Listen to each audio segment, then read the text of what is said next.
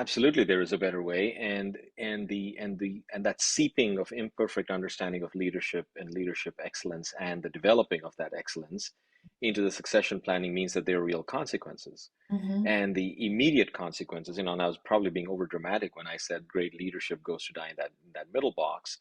But really, the point is that the first consequence is exactly that, is that when you think of the distribution curve on the nine box inside organizations, it's by design that a majority, that is the peak of your distribution, is actually in the middle box. So by design, you have a lot of your leaders who are placed in the middle box in a very, what I would call, subjective process. Number one, that's the first consequence, right?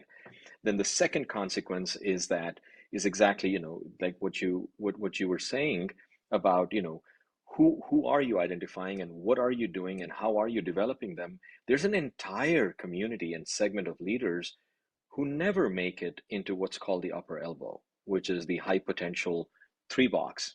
And guess who they are?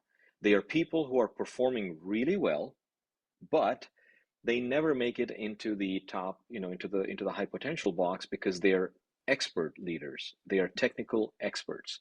And I can tell you how many times I've had this conversation inside of my own organizations.